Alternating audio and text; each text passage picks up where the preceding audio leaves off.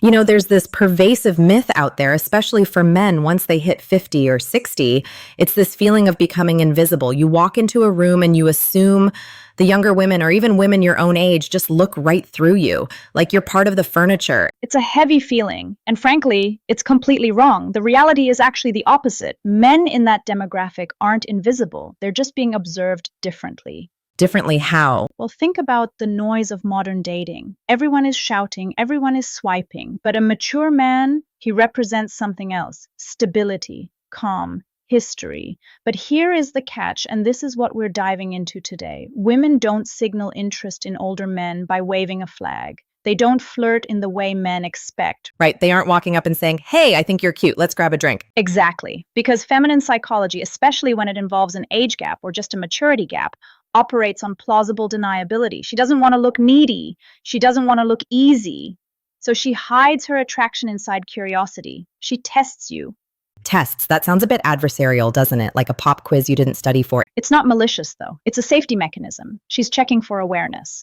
And according to the psychology we're looking at today, there are two specific questions, almost like a secret code, that women ask when they are ready to open a door. And 90% of men fail them because they answer with logic instead of emotion. Okay, I'm hooked. Two questions. If you miss them, the door closes? Usually forever, because women rarely offer the same emotional invitation twice. All right, let's set the stage before we get to the questions. Why is this specific to the older guy? Why doesn't she just shoot straight? Think about the risk for her. If a woman shows clear, undeniable interest in an older man and he rejects her, or worse, if he turns out to be creepy or desperate, she feels exposed. So she needs to know two things before she makes a move. First, is he emotionally safe? And second, is he actually alive inside, or is he just coasting through his final chapters? That's a brutal distinction. Alive inside versus coasting. It is. But it's what attraction is built on. She's looking for presence. So instead of touching your arm or complimenting your watch, she starts asking questions. But they sound like small talk. This is the trap. Okay, give me the scenario. We're at a coffee shop or maybe a dinner party. Everything is going well. What happens? The conversation flows. Maybe she laughs a little too much at your jokes. There's a soft tension. And then, out of nowhere, she drops the first question. It sounds completely harmless. She asks, "Do you spend a lot of time alone?" Do you spend a lot of time alone? That's it. I have to be honest, if someone asked me that, I'd think they were just making conversation or maybe asking if I'm lonely. And that is exactly where men lose the game. A man hears that and his logical brain kicks in. He thinks she's asking for data. So he says, "Yeah, I live by myself. I watch TV in the evenings." Or he gets defensive and thinks, "Does she think I'm a loser?" Right, you answer the literal question. Yes, I am alone often. And the moment you say that in a flat, literal way, her attraction drops. Because she wasn't asking for your schedule. She was asking for your availability. She's asking, is there room in your life for me, or are you locked inside your habits? Oh, I see. It's a spatial question, psychologically speaking. Precisely. She's visualizing herself in your world. If you say, "Yes, I'm alone a lot," it sounds closed off. It sounds like you're stuck. But if you say, "No, I'm always busy," it sounds like you have no time for her. So it's a trap. You can't say yes, you can't say no. How does a wise man answer that? You answer the emotion behind the question. You show that you are comfortable with yourself but open to connection. A great answer would be something like, "I really enjoy my own space, but I'm always open to the right kind of company." Ooh, okay, that's smooth. It's not just smooth, it's honest. It tells her, "I am not desperate. I don't need you to fix my loneliness, but I am open to you entering my space." It balances strength with warmth. That's a tricky balance. You're saying I'm good on my own, which is masculine and secure, but also I'm approachable. Exactly. You have to remember she's testing for needy. If you seem too eager to not be alone, she pulls back. If you seem like a hermit who hates people, she pulls back. She wants that middle ground, the man who is content but capable of intimacy. It's amazing how much weight is hidden in such a simple sentence. Do you spend a lot of time alone? It's basically a knock on the door. It is. And if you answer it well, if you show that openness, she feels safe. She feels like, okay, he's not an emotional fortress, but he's not a crumbling ruin either.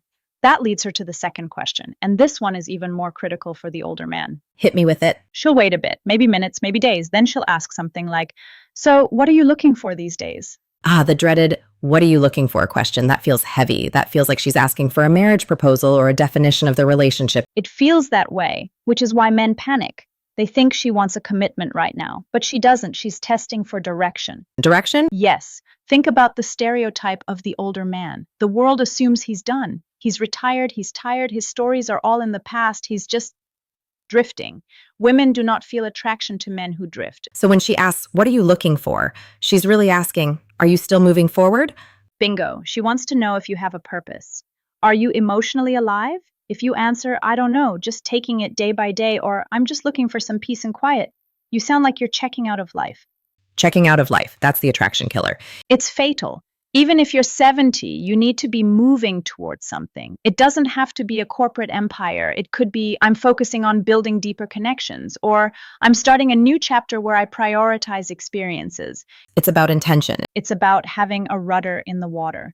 She wants to know that if she steps onto your ship, it's actually going somewhere. She needs to feel your masculine steadiness. If you don't know what you want, she can't trust you to lead the interaction. This makes so much sense. I've heard guys say, "I'm just going with the flow," thinking that sounds chill and relaxed. But you're saying to a woman, that sounds like I have no spine. Going with the flow works when you're 20. When you're 50, it looks like you've given up. She wants to feel that you are anchored. So when she asks, "What are you looking for?" you don't need to give her a 10-year plan. You just need to show emotional clarity. I'm looking for a genuine connection that isn't forced. Boom. Clarity. It's powerful because it sets a boundary too. It says, I have standards. Right. And standards create value. If you're just looking for whatever, you have no value.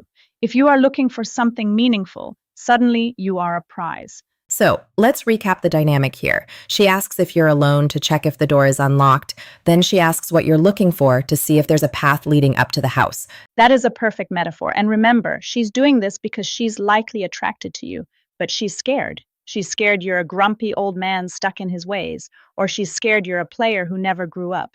These questions filter you out. You mentioned earlier that women rarely present the same emotional invitation twice. That feels like a lot of pressure. What if you miss it? Can you recover? Rarely, because once she categorizes you as clueless or unavailable, the sexual polarity vanishes. You become the nice guy she chats with or the invisible guy she ignores. The moment she asks these questions, the air in the room changes. If you're oblivious, the moment passes. It really comes down to presence, doesn't it? You have to be paying attention. Presence is everything. In fact, let's pivot slightly because this idea of presence isn't just about the first date. It's about how you keep the connection alive. The text we're discussing actually bridges this into how you handle big emotional moments, like the holidays, for instance. Oh, interesting. Because the holidays are basically the Super Bowl of emotional expectations. They are. And for a woman, especially one involved with a mature man, she's not looking for you to buy her affection with expensive gifts. She's looking for that same quality we just talked about, presence. So how does a man pass the holiday test? It's surprisingly similar to the dating questions. It's about noticing the details. The text highlights 3 things. First, deep listening. Not just nodding while she talks, but hearing the emotion under the words. That goes back to the "do you spend time alone" question. You have to hear the subtext. Exactly. If she's talking about how stressful her year was, she doesn't want you to fix it. She wants you to witness it. That's what creates intimacy. The second thing is creating warmth. It's not about the fancy restaurant. It's about creating a moment where the world stops. That stopping the world feeling, that's very seductive. It is. And the third is acknowledgement. This is huge. Women want to be seen for who they are uniquely. Not just "you're a great girlfriend," but "I love how you always know exactly what to say to make people feel welcome." Specificity is love. I like that. Specificity is love. It proves you've been paying attention. And that brings us full circle. Whether she is asking, "What are you looking for?" on a first date, or she's sitting across from you at Christmas dinner, she is always asking the same silent question. Do you see me? Are you here with me? It's funny, we tend to overcomplicate dating as we get older. We worry about our looks, our bank accounts, our stats. But what you're saying is that the real currency is emotional awareness. That's the only currency that matters in the long run. You can have all the money in the world, but if you answer, "Do you spend time alone?" with a grumble about your ex-wife, you're done. You've shown you aren't processed. You aren't clear. I want to go back to the drifting concept for a second, Because I feel like a lot of men over 50 feel like they earned the right to drift. They worked hard for 30 years.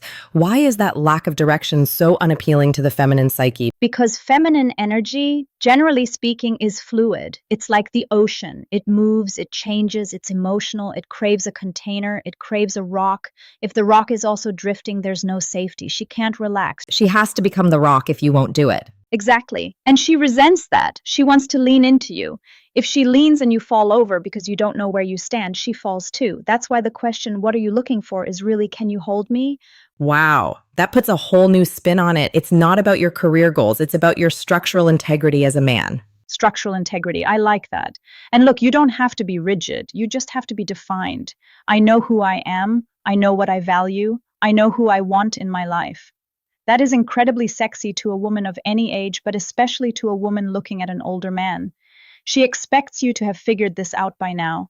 That's the standard you mentioned. A 25-year-old guy can be confused. It's cute. A 55-year-old guy who is confused, that's a liability. Precisely. She assumes you have lived through the battles. She wants to enjoy the peace of the victor, not the confusion of the rookie. So, for the men listening who might have missed these signals in the past, and let's be honest, we all have, what is the takeaway here? Next time they hear a question that seems a little too simple, Pause. Take a breath. Don't just answer with the first fact that comes into your head. Ask yourself, what is she feeling right now? Is she stepping toward me? treat it as an invitation, not an interrogation. Yes, if she asks if you're alone, she's checking for space. If she asks what you want, she's checking for direction. If you can answer those two things with warmth and clarity, you aren't just an older man anymore. You're a catch. And you're no longer invisible. Not even close. You become the most visible man in the room because you're the only one who actually understands the language she's speaking. It really is a hidden language. It's almost tragic how many connections are missed just because of this translation error. It is tragic, but it's also hopeful because once you know the code, you see it everywhere. You realize that women are actually inviting you in a lot more than you think. You just kept walking past the door. Well, the door is open now. We've given you the keys. It's about openness and direction. Two simple concepts, but they change everything. And remember, don't fake it. You can't just memorize the lines. You have to actually be open. You have to actually have direction. Women are excellent lie detectors. But if you do the internal work, the answers will come naturally. That's a great place to leave it. It's not about a pickup line. It's about who you are when you answer. Exactly. Be the man who notices. That's all she's asking for. A powerful reminder. Thanks for breaking this down with us. And to everyone listening, keep your ears open for those questions. They might be quieter than you expect. See you next time.